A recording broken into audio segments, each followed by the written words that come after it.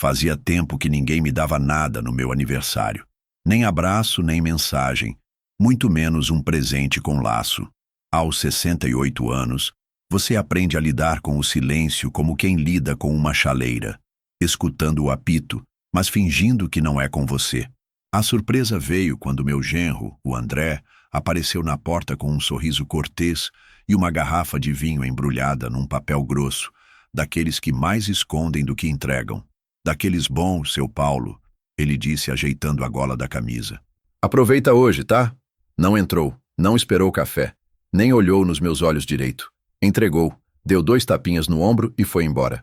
Fiquei ali parado, segurando o pacote como se fosse um enigma. O cartão não tinha dedicatória. Só meu nome, em caneta preta, sem saudação, sem assinatura. O tipo de gesto que vem com fundo, e às vezes fundo falso.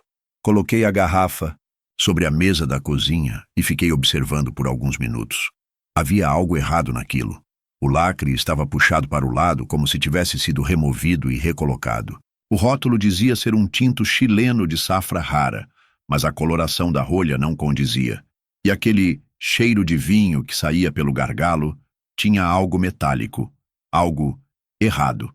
Não que eu fosse especialista, mas convivi tempo demais com alguém que era. O pai do André, seu Adalberto, é sommelier aposentado. E mais, obsessivo, preciso, meticuloso. Nunca esquecia um nome, uma safra ou uma mancha de rolha mal colocada. Foi com ele que aprendi a notar detalhes. Foi com ele que decidi o que faria com aquela garrafa. Na manhã seguinte acordei cedo, como sempre faço. Preparei meu café, comi meu pão com manteiga e coloquei a garrafa na sacola de pano que uso quando vou à feira.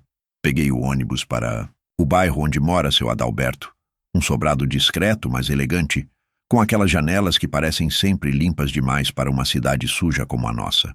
Toquei a campainha e quando ele apareceu, só disse: "Ganhei essa ontem. Achei que o senhor ia gostar." Ele levantou a sobrancelha esquerda, o mesmo gesto que o filho herdou, e me convidou a entrar sem fazer perguntas. Deixei a garrafa em cima da mesa de madeira maciça da sala de jantar e fui embora antes que ele dissesse qualquer coisa. Sabia que ele ia querer tempo, e eu também. No fim do dia, o telefone tocou. Vi o nome do André piscando na tela e atendi sem emoção. Então, "Seu Paulo, como estava o vinho?" Ele perguntou com a voz arrastada, como quem sabe exatamente o que quer ouvir. Eu respirei fundo.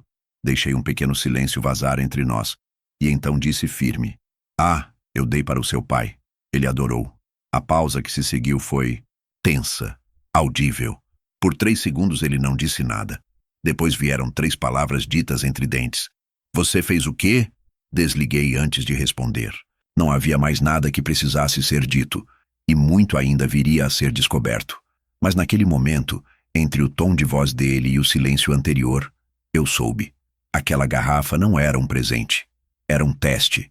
Ou pior, uma armadilha. E ele acabava de perceber que tinha sido armada para a pessoa errada. O vinho não foi a primeira coisa estranha que recebi daquele casal, mas foi a primeira vez que eu deixei claro que estava prestando atenção. O problema é que, com o passar do tempo, eles esqueceram que eu sou do tempo em que se lia rótulo de remédio, contrato de geladeira e testamento de parente em voz alta, palavra por palavra. Esqueceram que velho não significa burro, e que quem já viveu o suficiente sabe que os venenos mais potentes não vêm com caveira na embalagem, vêm com sorriso e laço bonito. André entrou na minha vida quando minha filha, Clarissa, decidiu se casar pela 2ª vez. Eu sempre fui mais próximo dela do que da mãe, que nos deixou cedo, e fui quem segurou a barra da casa por anos. Vesti a roupa de pai e mãe sem reclamar. Trabalhei como técnico em refrigeração por quase 4 décadas. Nunca ganhei muito, mas sempre soube guardar. Quando Clarissa apareceu com aquele rapaz cheio de blazer claro e conversa de investimento, confesso que torci o nariz. Mas como ela estava feliz, e depois de tudo o que ela passou com o primeiro marido, decidi dar um voto de confiança.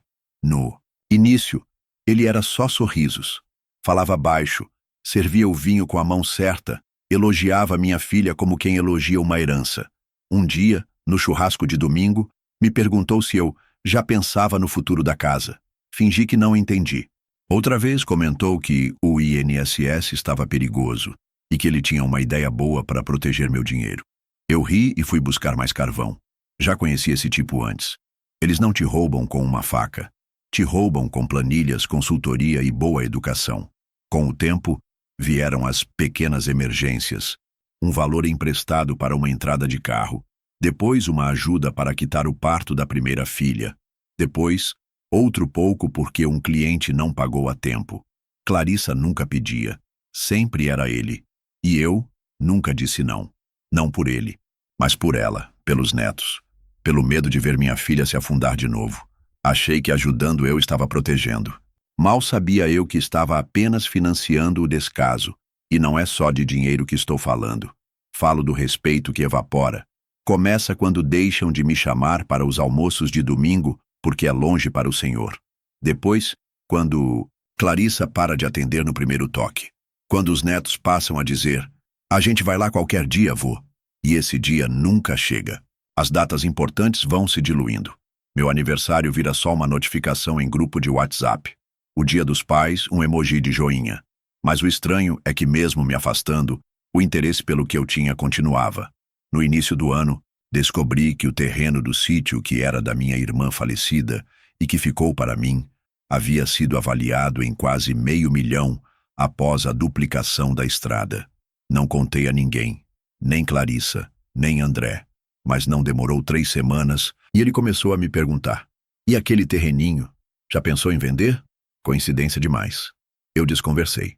Ele insistiu. Fiz silêncio. Foi então que percebi. Eu tinha virado um cofre com pernas. E tudo que eu recebia agora vinha com algum tipo de chave tentando me abrir. Aquele vinho, por mais simples que parecesse, veio com mais do que uva dentro. Veio com o mesmo cheiro que senti nas conversas disfarçadas de cuidado. O mesmo cheiro de quando um homem tenta te elogiar só para te desarmar. Um cheiro de veneno diluído em cortesia. Quando o pai dele me ligou mais tarde naquele mesmo dia, dizendo que achava melhor eu ir até a casa dele no fim de semana para conversarmos com calma sobre o presente, eu entendi que o tempo de observar havia passado. Agora era a hora de agir. Porque não era só sobre uma garrafa, era sobre o histórico, sobre tudo que eles esqueceram, menos eu. No sábado, cheguei à casa do seu Adalberto antes das 9. O portão estava entreaberto, o que era raro. Ele sempre foi do tipo que tranca até a tramela da alma. Entrei devagar, passando pelo jardim cuidadosamente podado e pelas pedras, alinhadas como peças de dominó. A casa dele tinha cheiro de madeira antiga, couro gasto e cortiça. A adega ficava no piso inferior, um cômodo climatizado onde tudo era milimetricamente organizado. Prateleiras numeradas, fichas plastificadas, etiquetas com a data da abertura e uma caderneta com anotações manuais. A mesma há mais de 20 anos. Ele me esperava sentado à mesa de madeira escura, com a garrafa aberta, o rótulo à mostra e 2 copos servidos com doses mínimas. O olhar dele não era de curiosidade, era de confirmação. Sem levantar a voz, disse: "Esse vinho não é o que diz ser, e o conteúdo nem deveria estar sendo ingerido." Explicou com a frieza de quem lida com vinho como quem lida com autópsias que o líquido continha sedimentos estranhos. A coloração era inconsistente e havia marcas no gargalo que sugeriam selagem posterior à abertura. Foi reaberto e reabastecido, concluiu seco. Mas com o quê? Eu ainda não sei. Levantou-se, caminhou até uma das estantes e tirou um fichário com anotações antigas. Abriu em uma página marcada com um grampo vermelho e me mostrou a entrada. O mesmo rótulo, o mesmo vinho, registrado como parte de uma doação feita por uma vinícola parceira anos atrás. Tenho outro exemplar, lacrado, guardado como controle. Quando comparou os 2 rótulos lado a lado, a diferença era mínima, mas visível. O tipo de papel era ligeiramente mais poroso. O selo de importação havia sido impresso, não colado. Era uma réplica, sofisticada, mas falsa. Não era a primeira vez que ele via isso. Em silêncio, puxou de outra prateleira 3 garrafas com marcas similares. Essas chegaram no último semestre. 2 vieram pelo próprio André. A terceira Curiosamente, pelas mãos de um amigo dele num jantar aqui em casa. Fez um gesto com o dedo indicador, como quem liga pontos. Você não está sozinho nessa. E foi ali que entendi que a garrafa não era só para mim. Era parte de um padrão, um esquema, um ciclo disfarçado de gentileza. Tão bem planejado que nem mesmo Clarissa provavelmente sabia. Ou sabia e escolheu não saber. E esse talvez fosse o detalhe mais cruel. Voltamos à mesa. Ele me serviu um café, forte, amargo, exatamente como eu precisava, e abriu a caderneta onde registrava todas as entradas e saídas da adega. Essas alterações são recentes. Tudo começou depois que André passou a visitar com mais frequência. Apontou datas, descreveu sumiços de garrafas específicas e mostrou comprovantes de transferências de itens que nunca chegaram. Era como se alguém estivesse usando o prestígio da coleção dele para pagar algo fora dali. Como se as garrafas estivessem sendo penhoradas sem o conhecimento do dono. Respirei fundo. Até aquele momento, eu achava que era só um velho, sendo desrespeitado no aniversário. Agora começava a aparecer muito mais. Começava a aparecer um desvio, uma fraude. E a pergunta que se formava no silêncio entre nós era simples, mas grave. Até onde ele foi? Na saída, seu Adalberto me entregou uma cópia impressa de tudo que acabara de mostrar. Não é para você agir agora. É para você guardar. Quando a verdade vier, e ela vai, você já vai estar na frente. Agradeci com um aperto de mão demorado. Ele não me chamou de Paulo. Me chamou de filho. E isso pesou mais que qualquer taça. Na volta para casa, o celular vibrava. 2 ligações não atendidas do André e uma mensagem. Podemos conversar? Eu posso explicar. Explique o quê? Pensei. A garrafa? O conteúdo? O plano? A quem? Mas ele havia presenteado com coisas adulteradas, sorrisos adulterados, palavras adulteradas. Naquela noite, dormi pouco. Deixei as cópias sobre a mesa de jantar, ao lado do meu velho caderno de anotações financeiras. Abri uma nova página e escrevi uma palavra no topo: movimentos. Porque dali em diante, cada gesto deles teria que ser observado como num tabuleiro, e eu não ia mais ser peão. A frase ainda ecoava na minha cabeça quando desliguei o telefone. Você fez o quê? Não foi só o tom. Foi o que ele não conseguiu esconder entre a raiva e o pavor. A pausa antes de gritar, como se processasse rápido demais as consequências de algo que deveria ter passado despercebido. Ele esperava que eu tomasse aquele vinho sozinho, que eu engolisse não só o líquido, mas o desprezo. Mas quando soube que eu o entreguei ao próprio pai dele, o chão cedeu. Não houve nova ligação naquela noite, nem no dia seguinte. Mas recebi uma mensagem fria, quase neutra. Podemos nos ver para conversar? Só nós dois. Amanhã, café? Ignorei. Quando alguém se preocupa com o que você sabe, e não com o que você sente, não é reconciliação. Que está vindo é controle. No final da tarde, seu Adalberto me chamou novamente. Fui à casa dele e encontrei a cena já montada. Sobre a mesa, além da garrafa e da ficha do acervo, estavam 2 outras caixas, iguais àquela que recebi, trazidas por André meses antes. O pai havia decidido investigar. Entrou em contato com uma distribuidora associada à vinícola chilena do rótulo. Descobriu que, apesar da aparência convincente, aquela safra específica havia sido descontinuada há mais de 5 anos. Não era mais vendida, nem produzida. A distribuidora enviou um e-mail confirmando a falsificação e alertando que o lote em questão havia sido identificado em uma denúncia por revenda paralela no sul do país. Ou seja, o vinho era não só falso, era parte de um lote sob suspeita, criminal. Foi então que entendi. André não estava apenas me enganando. Ele estava lavando reputação com gentileza ensaiada, e não apenas comigo. Seu Adalberto havia descoberto que, ao menos em 3 ocasiões, o filho utilizou seu nome e seu prestígio na comunidade enófila para intermediar vendas de rótulos valiosos, supostamente do acervo familiar, em fóruns de colecionadores. Mas nenhum deles passou por suas mãos. Era tudo manipulado por fora. O nome do pai como isca, os vinhos como fachada, os lucros como fantasma. As garrafas reais nunca saíram da adega. As falsas estavam no mercado. Ele me usou. Disse: o velho com a voz presa. E tentou fazer o mesmo com você. Só que com você ele foi longe demais, talvez até perigoso demais. Eu não respondi. Só peguei as cópias. Pedi que ele imprimisse também o e-mail da distribuidora e fui embora. Ao chegar em casa, repassei tudo, linha por linha, endereço por endereço. E percebi um detalhe quase cômico, não fosse trágico. A loja que supostamente vendeu o vinho não existia mais. Havia sido um restaurante sofisticado, sim, mas fechado durante a pandemia. Mais um indício de que a procedência era completamente falsa, ou no mínimo, mal disfarçada. Na manhã seguinte, por volta das 7h45, o telefone tocou de novo. Era o número dele. Atendi em silêncio. Seu Paulo? Me desculpa, eu fiquei nervoso. Fiquei surpreso. Não era pra ficar assim. O senhor, tá bem? A voz vinha abafada, forçada, escorregadia, como quem tenta medir cada palavra com medo de escorregar no próprio chão. Estou, respondi, sem emoção. E, sobre aquele vinho, o senhor gostou. Mesmo. Quem gostou foi o seu pai. Mais uma pausa, uma engasgada.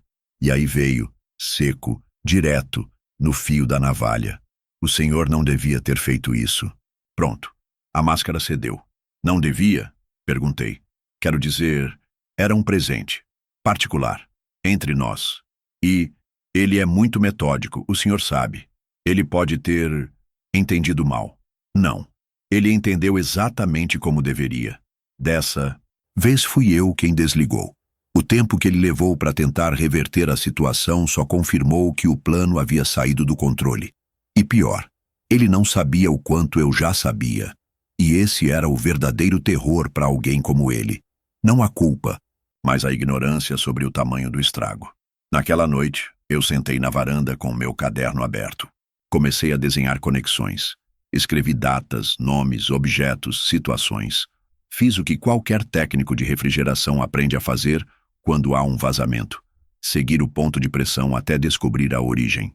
E quanto mais eu escrevia, mais ficava claro que o vinho não era o começo.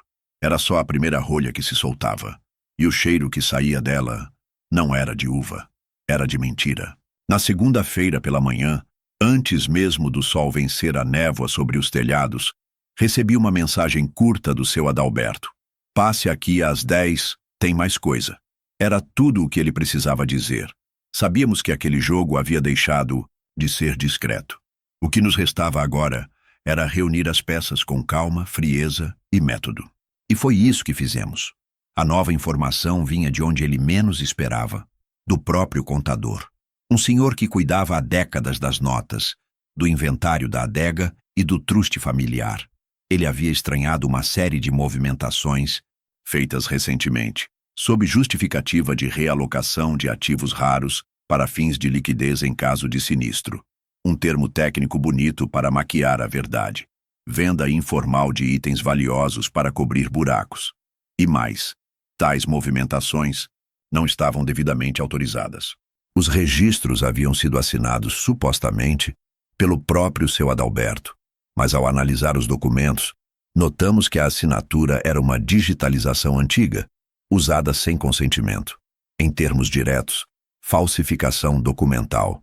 Mas o detalhe mais chocante ainda estava por vir. Em uma planilha de controle interno, o contador listava todas as garrafas de valor superior a R$ 2.000. Dentre elas, 8 haviam saído da adega nos últimos 12 meses.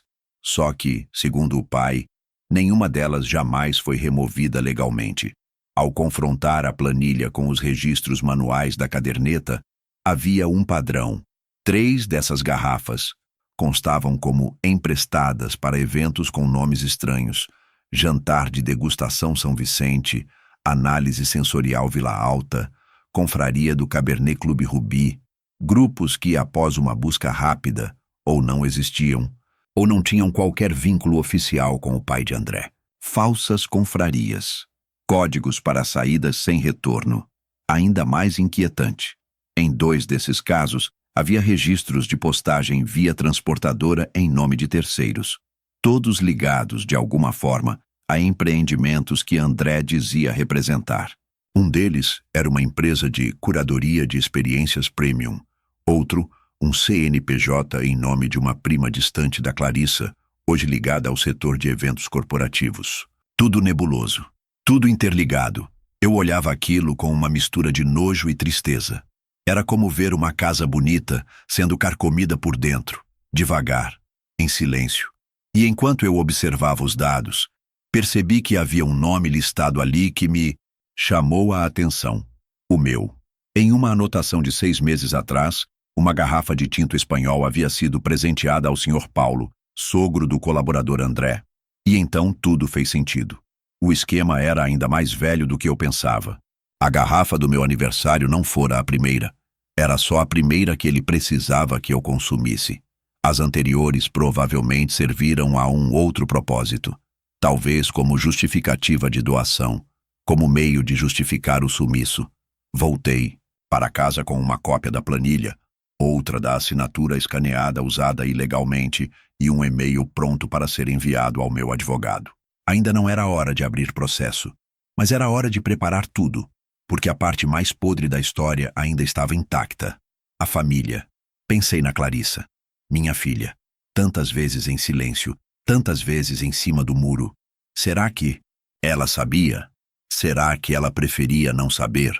Ou pior, será que ela sabia, mas fingia por conveniência? Comecei a revisitar mentalmente todas as conversas recentes. As ausências, as desculpas, os atrasos, os convites desmarcados, os presentes genéricos, os aniversários esquecidos, as mensagens automáticas.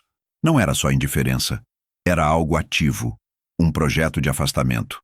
A ficha caiu de vez quando notei, em meio às anotações do meu próprio caderno, que 3 valores que emprestei no último ano tinham um mesmo destino: reforma da adega, evento corporativo e licenciamento de garrafas. Todas as justificativas haviam sido dadas por André, e todas se conectavam com os nomes dos eventos falsos na planilha do pai. Ou seja, eu não era só mais um peão no jogo dele, eu era também um financiador, um elo útil, um nome respeitado que podia ser usado como carimbo de confiança. E ele havia me usado com gosto. Naquela noite, enquanto esquentava uma sopa velha no fogão, abri minha agenda antiga. Nela, havia um número que eu não ligava havia mais de 2 anos. O do contador que cuidou da partilha da minha irmã. O mesmo que me alertou, anos atrás, sobre como proteger juridicamente meus bens. Liguei. Disse que precisava de uma consulta. Breve. Ele disse que podia me atender em 2 dias. Claro, seu Paulo. Vai ser um prazer revê-lo. Espero que esteja tudo bem. Sorri sem emoção e disse: está tudo bem agora, mas vai ficar melhor ainda. Na manhã da consulta, cheguei com uma pasta vermelha nas mãos.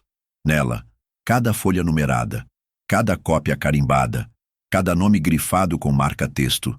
O contador, um senhor de fala baixa chamado César, me recebeu como se o tempo não tivesse passado. Ofereceu café, que recusei. Eu queria começar logo. Quando abri a pasta sobre a mesa dele, percebi que minha mão não tremia. E isso dizia muito sobre o que eu já tinha superado.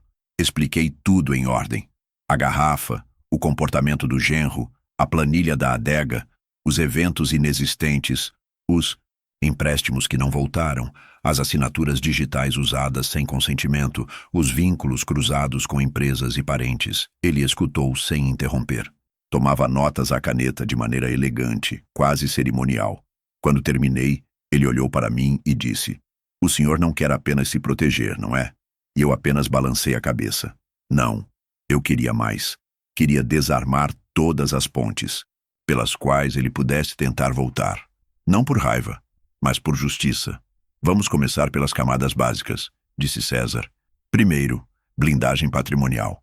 Fizemos o mapeamento completo dos meus bens, da casa onde moro, que ainda estava no meu nome, ao terreno que recebi da minha irmã. Todas as propriedades foram registradas como parte de um fundo familiar irrevogável, com cláusulas de proteção contra procurações de terceiros. Depois, passamos para os bancos. Transferi tudo para uma nova conta, em um novo banco, sem vínculo, com a agência anterior e com autenticação de dupla camada digital. Nenhum acesso autorizado, além do meu. Nenhum cartão adicional. Nenhum canal vulnerável. Por fim, preparamos um novo testamento, sem nomes, ainda, mas com cláusulas claras. Qualquer tentativa de contestação por parte de herdeiros ou parentes afastados resultaria em perda automática da cota. Estipulei que, em caso de falecimento, todos os meus bens fossem repassados integralmente a 3 instituições que fizeram parte da minha vida: o asilo, onde minha mãe passou os últimos anos, uma ONG de alfabetização para adultos e uma associação de pequenos produtores de vinho da cidade. Ironias não me faltavam. César sorriu. O senhor tem certeza que quer formalizar isso agora? Absoluta, respondi. Nos dias que se seguiram, finalizei o que faltava. Solicitei nova matrícula da casa. Registrei em cartório as mudanças de titularidade. Atualizei meu endereço fiscal. Notifiquei o condomínio de que, a partir daquele mês, qualquer visita do genro ou da filha sem autorização deveria ser informada à portaria como indevida. Sim, estava me adiantando. Mas depois de ver o que vi, aprendi que quem espera pela pancada costuma recebê-la de olhos fechados. E eu tinha os meus bem abertos agora. Enquanto isso, o silêncio deles era ensurdecedor. Nenhuma nova ligação, nenhuma visita, nenhuma mensagem. Mas eu sabia que algo se movia por trás da cortina, porque recebi, por acaso, uma notificação do cartório sobre uma tentativa de consulta de registro em meu nome por parte de uma empresa chamada Vinhedos em Experiências Lida. O mesmo CNPJ que havia aparecido nas planilhas da adega. Ou seja, eles estavam procurando saber o que ainda podiam acessar, tentando sondar se o cofre ainda estava destrancado. O aviso não me alarmou, me tranquilizou, porque isso só significava uma coisa: a porta já estava fechada e eles não tinham mais a chave. Na semana seguinte, encontrei novamente seu Adalberto. Ele estava mais abatido. O escândalo ainda não havia vindo à tona, mas o desgaste era visível. Os olhos fundos, a voz mais baixa. Disse que pretendia reunir a família para uma conversa franca. Eu avisei: não espere uma confissão. Espere uma encenação. Ele sorriu, amargo. Mesmo assim, vai ter um brinde. Antes de ir embora, ele me entregou um envelope com mais 2 assinaturas digitalizadas que o filho havia usado sem permissão. E junto, um bilhete escrito à mão. Ele mentiu para mim com a mesma boca com que jurava pelos netos. Desculpa. Eu guardei o bilhete com cuidado. Não por mágoa, mas por memória. Porque há coisas que a gente precisa reler de vez em quando só para ter certeza de que não está exagerando. E naquele caso, eu não estava. A armadilha deles estava desarmada, mas a tentativa, não esquecida. E se há algo que aprendi com uma vida inteira de pequenos concertos e vazamentos invisíveis, é que o estrago quase sempre começa em silêncio. Mas quando vem à tona, ou você está preparado, ou vai afundar junto. E eu agora me estava preparado. O convite veio como quem tenta apagar um incêndio com perfume. Uma mensagem longa da Clarissa, cheia de vírgulas sentimentais e pontos de exclamação cautelosos. Pai, a gente sabe que as coisas ficaram confusas. O André quer conversar com o senhor. Ele mesmo sugeriu um jantar aqui em casa. Só a gente tranquilo, para comemorar atrasado seu aniversário.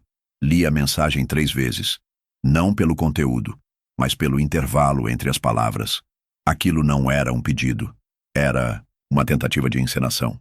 E eles tinham pressa. Respondi apenas com um "estarei lá". Nada mais. Cheguei com antecedência. Estava com a pasta vermelha de sempre e um pequeno envelope no bolso interno da jaqueta. A casa estava montada como um palco. Toalha de linho, pratos alinhados como soldados, guardanapos com argolas douradas. Clarissa sorriu ao me ver, mas seu olhar carregava algo de hesitação, como se não soubesse qual parte da peça estava ensaiada e qual seria improvisada. André estava na cozinha, mexendo panelas com mais gestos do que sabor. Quando me viu, abriu os braços como se nada tivesse acontecido. Seu Paulo, finalmente, senta aqui com a gente. Sentei, mas não larguei a pasta e nem tirei o casaco. Jantar começou com frases soltas, pequenos comentários sobre o clima, os netos, a escola, a economia. Nenhuma palavra sobre vinho, nenhuma sobre documentos. Até que no segundo prato, André levantou a taça. A gente queria brindar a reconciliação. E então, como num passe de mágica, Clarissa apareceu com uma garrafa. A mesma safra, o mesmo rótulo, A mesma mentira, mas dessa vez ainda fechada. Seu Adalberto entrou pela porta dos fundos naquele momento, como havíamos combinado. Ninguém esperava. Clarissa quase deixou cair o copo. André empalideceu. O pai caminhou devagar até a mesa, sem olhar para o filho, apenas dizendo: "Me chamaram para brindar com uma garrafa que eu mesmo cataloguei. Estranho, porque segundo meu controle, essa garrafa já foi consumida há 4 anos. E pousou sobre a mesa a ficha plastificada do acervo. Número de série, data, local de origem e assinatura original. A dele, de próprio punho. Silêncio. Abri minha pasta. Tirei de dentro os documentos em ordem. Planilha, da movimentação indevida. Notificação do contador. Cópia das transferências feitas com meu nome. Recibo de um dos empréstimos registrados como doação. O e-mail da distribuidora. E, por fim, a tentativa de consulta registrada pela empresa Vinhedos a Experiências. Tudo organizado como um script. André tentava manter a postura, mas sua mão tremia. Clarissa não dizia nada. Apenas olhava o marido com um misto de susto e frustração. Então, tirei do bolso o envelope com a assinatura falsificada do pai dele. Pousei sobre o prato vazio. Essa é a única coisa que falta explicar, André. De quem foi a ideia de usar a assinatura digital do seu pai para justificar as saídas da adega? Ele não respondeu, porque não havia resposta. Só respiração pesada e a queda lenta de um teatro que vinha sendo encenado há tempo demais. Seu Adalberto foi o primeiro a quebrar o silêncio. Você será removido imediatamente da gestão do acervo e do testamento. O advogado será notificado amanhã cedo. Não gritou, não se exaltou. Apenas anunciou como um juiz em uma sentença definitiva. E você, Clarissa, terá que escolher o que fazer com isso, porque a mentira não é apenas do seu marido. Clarissa não respondeu. Só desviou os olhos. E por mais que aquela fosse uma das noites mais pesadas que já vivi, também foi a mais clara. A verdade, quando colocada sobre a mesa, tem gosto de ferro, mas limpa o paladar para o que vem depois. Levantei-me da mesa. Não havia sobremesa que adoçasse aquilo. Antes de sair, deixei sobre a estante um bilhete escrito à mão. Esse jantar não foi sobre meu aniversário. Foi sobre tudo o que vocês tentaram esconder dele. E fui embora, sem virar as costas, sem correr, apenas saindo com a mesma calma de quem já sabia o caminho. Na rua, o vento frio me encontrou antes do táxi, e pela primeira vez em meses, respirei fundo, sem o peso de suspeitar se eu estava sendo paranoico, porque agora não era mais suspeita, era prova. No dia seguinte ao jantar, antes mesmo do café da manhã, eu estava sentado diante de uma escrivaninha de madeira escura, encarando um único objeto, uma caneta azul de corpo metálico, daquelas que o César, meu contador, sempre deixava ao lado dos contratos. "Quando estiver pronto, assine aqui", ele disse apontando para a primeira linha no canto inferior direito do documento. A folha, apesar de comum, carregava o peso de uma história inteira. Era a retificação do meu testamento. E o aditivo final que faltava para transformar a tentativa de abuso num golpe encerrado. Assinei sem hesitar. A partir daquele traço, todas as brechas haviam sido seladas. Clarissa e André estavam formalmente removidos como beneficiários de qualquer bem móvel ou imóvel que estivesse em meu nome ou em meu controle indireto. O Novo Testamento previa um item específico: qualquer tentativa de contato, negociação ou contestação nos 5 anos seguintes acarretaria automaticamente a transferência integral da herança para as instituições beneficiárias, sem exceção ou direito de recurso. A cláusula se chamava silêncio sucessório. Eu a li 3 vezes em voz baixa, só para ter certeza de que o som das palavras soava tão limpo quanto o seu propósito. Na mesma tarde, recebi uma ligação do seu Adalberto. A voz estava embargada, mas firme. "Feito", disse ele. Conversei com o advogado da família. André está legalmente removido do fundo de gestão da adega, do acesso ao cofre climatizado e da renda passiva que vinha recebendo há 3 anos como curador cultural. Fim da linha. Respirei fundo. "E Clarissa?", perguntei. Disse que precisa de um tempo, mas tempo não é o que ela está precisando. É caráter. O silêncio entre nós foi respeitoso. Não havia mais nada a lamentar. Só restava seguir. Mas os efeitos foram mais rápidos do que eu esperava. 3 dias depois, o condomínio me ligou. Seu Paulo, o senhor tem algum parente chamado André Furtado tentando acessar a portaria? Respondi com calma. Tenho, mas não autorizo a entrada. E pedi que registrassem o ocorrido no livro de ocorrências. No dia seguinte, ele voltou, dessa vez com Clarissa. A mesma resposta. Sem permissão, sem exceção. 2 dias depois, tentei pagar o plano de saúde com o cartão habitual e descobri que o débito havia sido negado. Liguei para o banco. O gerente estranhou, conferiu e me informou que tentaram usar minha antiga conta, que já estava desativada, para cadastrar um pagamento automático em nome de uma empresa chamada, sem surpresa, Vinhedos em Experiências. É golpe, seu Paulo, disse ele. Eu apenas respondi. Não é golpe, é desespero. Ainda naquela semana, pedi para César emitir um dossiê completo com todos os registros de tentativa de acesso, movimentações canceladas e atualizações jurídicas feitas no meu nome. Em seguida, protocolei cópias em 3 lugares. No cartório, local na delegacia do meu bairro, e na mesa do advogado do seu Adalberto. Por precaução, disse. Ele apenas assentiu. No sábado, quando fui ao mercadinho da esquina, encontrei a mais inesperada das reações. Um bilhete pendurado no meu portão. Papel grosso, letras apressadas, caneta preta. Pai, só quero conversar, por favor. A gente errou, mas tudo isso tá indo longe demais. Assinado apenas com a inicial C. Não toquei no papel. Apenas fotografei, guardei o registro e o joguei fora sem ler de novo. Porque não era arrependimento. Era tentativa de manipulação, emocional disfarçada de conciliação. Na segunda-feira seguinte, fui à casa do seu Adalberto para um último café. Chegando lá, encontrei um envelope já separado para mim com o título Relatório Final, Desvios Identificados. Ele fez questão de documentar tudo. As saídas falsas, os códigos internos, as tentativas de venda sob fachada e até mesmo os grupos de WhatsApp usados para negociar os vinhos adulterados. Não sei se vou acionar a justiça, disse ele, mas se eu decidir, está tudo pronto. Antes de ir embora, ele me entregou um pequeno presente. Uma taça de cristal lapidado, das antigas, herança de sua mãe. Não é pelo vinho, é pelo brinde que nunca se fez.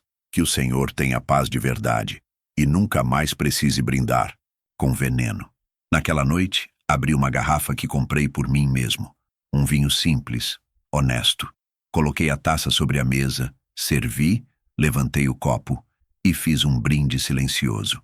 Não a vingança, não a vitória, mas a firmeza de quem sabe que certas histórias não se consertam, se encerram.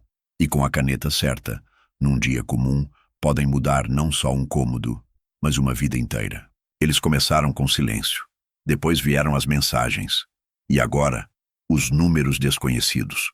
Nas primeiras 48 horas após a mudança no testamento, recebi 8 chamadas de números privados, em horários espaçados como quem joga iscas em diferentes pontos do lago. Ignorei todas, mas as mensagens começaram a mudar de tom. De pai, a gente errou, passaram para você está nos destruindo. Depois, você quer mesmo isso para sua neta? Por fim, vieram as frases que não eram mais pedidos, eram armadilhas. Vamos te visitar mesmo que não queira. Temos o direito de te ver. Você não pode nos apagar assim. Mas podiam. E eu apaguei. Na sexta-feira, enquanto tomava café na varanda, notei um carro parado na esquina da rua. Um SUV escuro, com vidro filmado, parado por quase meia hora. Observei de longe, sem movimento.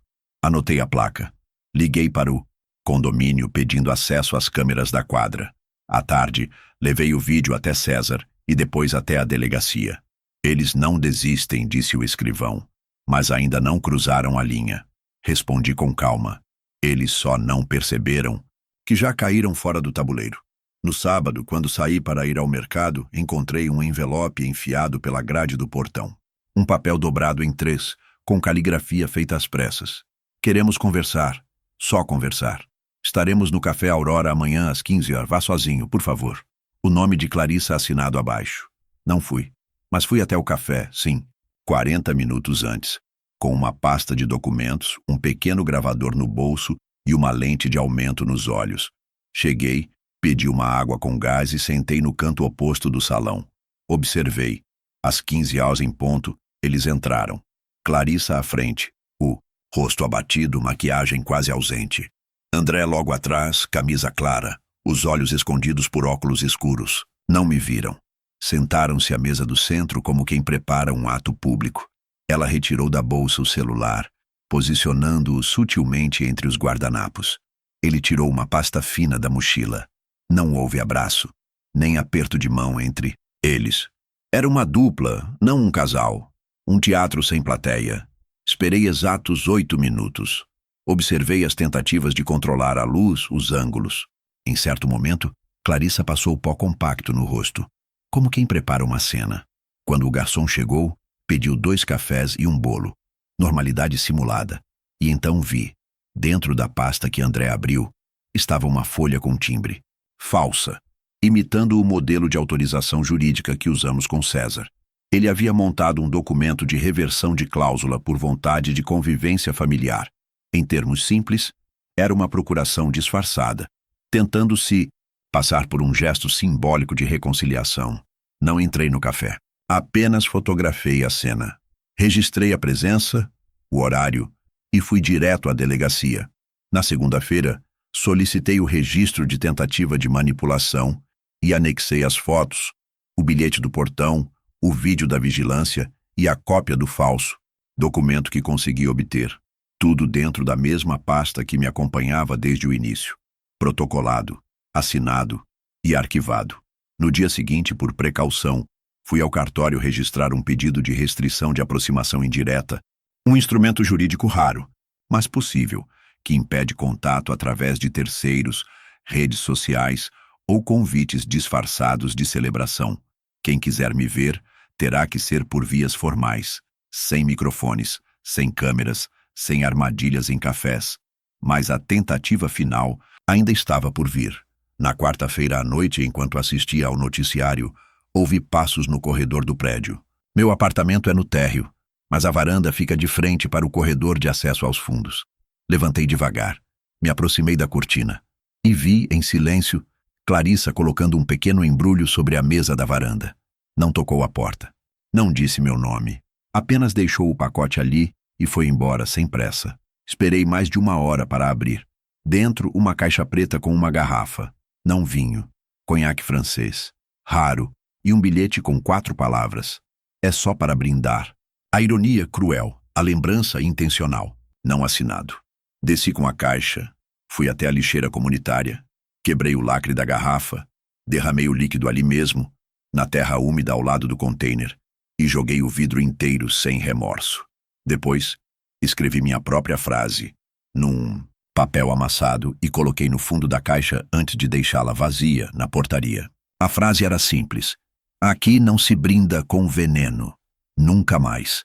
No dia seguinte, o prédio inteiro estava em silêncio. Nenhum carro parado. Nenhum número privado me ligando. Nada. Só o som da chaleira no fogão. E a certeza de que eles haviam entendido. Não era mais uma questão de afeto. Era agora uma questão de distância e de lei. Demorou, mas o silêncio deles chegou. Primeiro nas mensagens, depois nas ligações. Por fim, nas tentativas disfarçadas de reaproximação. A caixa de conhaque foi o último sussurro de uma família que gritou enquanto achava que eu era surdo. Não sou. Só demorei a aceitar que escutar demais também é uma forma de ser conivente. A partir dali, eu escolhi ouvir só o que me fazia bem. E tudo o que vinha deles era ruído. Com a pasta vermelha agora guardada no fundo da gaveta, a sensação era de missão encerrada.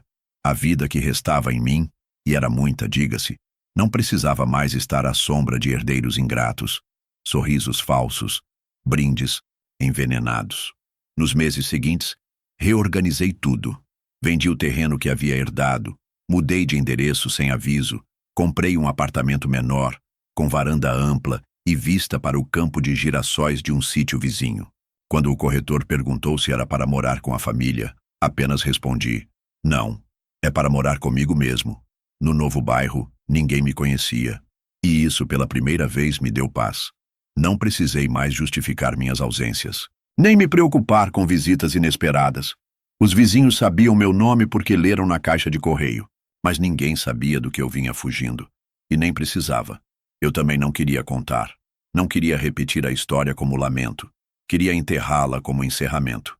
No armário da sala, guardei apenas uma garrafa. Uma só. Presente.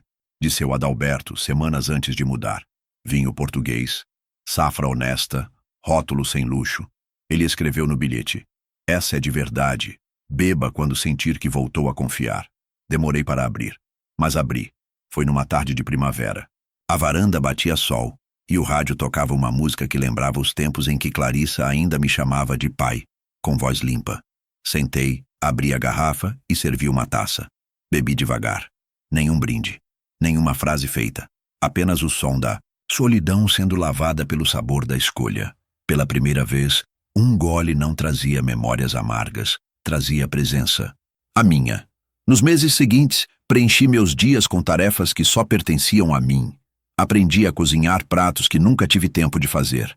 Fiz aulas de pintura com um grupo de aposentados que levava mais vinho do que pincel, mas ríamos, como se cada risada fosse herança. Voltei a escrever cartas, não para enviar, só para limpar a mente. Um tipo de faxina interna que nenhum herdeiro pode reivindicar. Às vezes, ainda chegavam tentativas. Um e-mail de Clarissa com assunto "Só quero conversar." Uma mensagem do André, sem nome, pedindo apenas 5 minutos. Mas eu aprendi que algumas pontes não se queimam com fogo, se desmancham com o tempo, e as cinzas se dissipam quando a gente aprende a respirar fora da névoa. Foi numa dessas manhãs que o porteiro me avisou de uma entrega na portaria. Fui até lá com o peito calmo. Era uma caixa pequena, de papel reciclado. Dentro, um envelope com a letra dela, Clarissa, e um recado. "Você nunca respondeu, mas quero que saiba que agora eu entendo. O silêncio do Senhor foi o maior grito da minha vida." E junto da carta, uma pequena foto. Minha neta, sorrindo, com uma blusa bordada com meu nome. "Essa é a Ana. Ela sabe quem você é, e vai saber tudo um dia." Não chorei, mas fechei os olhos por longos segundos. Não por mágoa, mas por respeito ao que precisei me tornar para ter direito àquele momento. Guardei a foto numa moldura simples, ao lado da taça que ganhei. E escrevi com caneta preta, numa folha nova do meu caderno: "Quem aprende a escolher o próprio copo, nunca mais bebe o que oferecem com obrigação." Hoje, o telefone quase não toca. E quando toca, é alguém querendo saber como se faz. O molho de abobrinha com alho e orégano que ensinei na aula passada. Não tenho pressa, nem assunto pendente, porque a vingança verdadeira não está no escândalo, está no silêncio. E o meu, agora, não é por dor, é por escolha. Eles me quiseram como rótulo. Eu preferi ser vinho, o verdadeiro, que não precisa de palco para ser notado, só precisa de tempo para respirar.